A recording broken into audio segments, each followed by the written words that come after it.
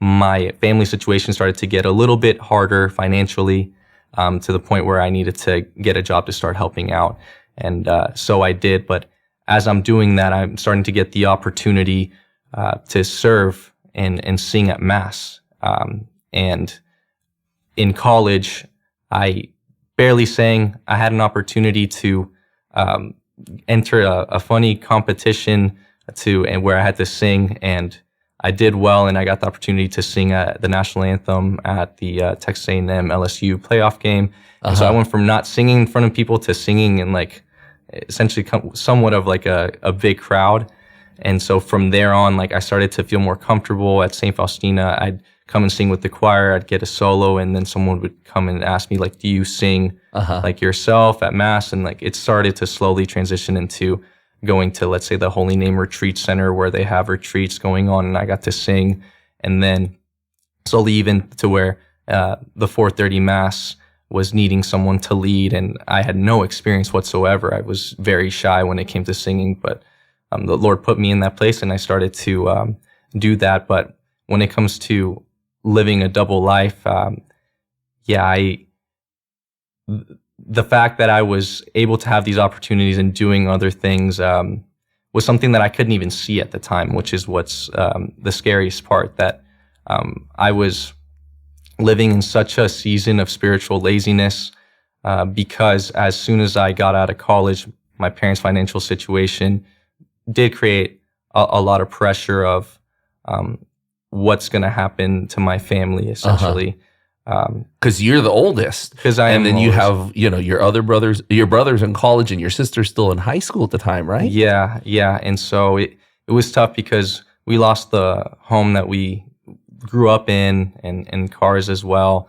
And in reality, maybe the situation wasn't incredibly terrible, but then during that time, I could see that my father's health was deteriorating as well. And so there was just multiple pressures coming in from different angles, but I did have the opportunity to be singing here. But for some reason, I had glimpses of what could be the faith that we have, but I wasn't going deep enough. And so then once all these problems started coming, I fell back into the world, started now picking up more of the marijuana use, and this was not just socially, like now I was doing it individually. I had also continued to struggle with lust, but when it came to that, I was like, well, I still have like my limits, so it's okay. Like I have this under control.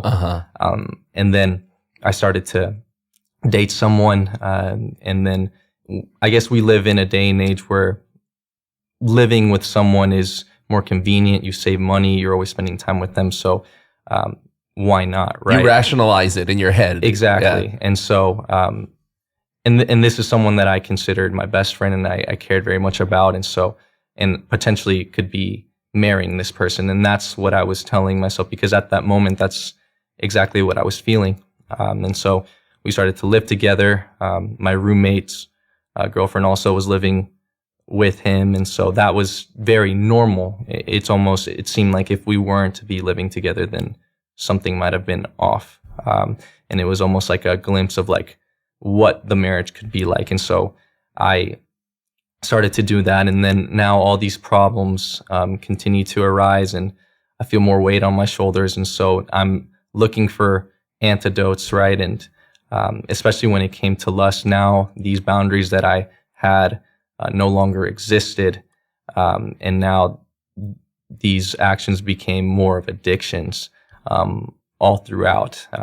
These are things that with marijuana use and from a lust perspective were going on a daily basis. That at the time, unfortunately, was my faith, was my religion. But at the same time, living that double life and essentially putting on a mask when I came here to serve at St. Faustina, sing, maybe at the moment feel something, but then go back to the life that I was living. I was able to get a great job and got us financially sound to where I could be paying for my own apartment and supporting my family. And so it was, it was a very turbulent time to where I felt like I needed to run everywhere else but the Lord, but yet I was here every single Sunday.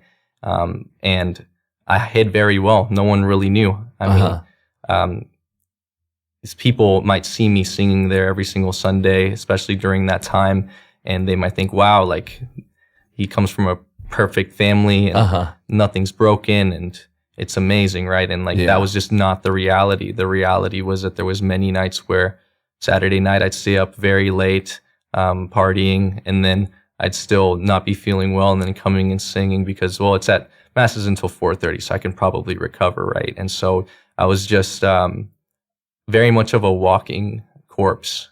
Wow. Because I'm still receiving communion at the time. I'm not going to confession, and I'm serving here, and just completely and utterly lost. And I couldn't see it at the time.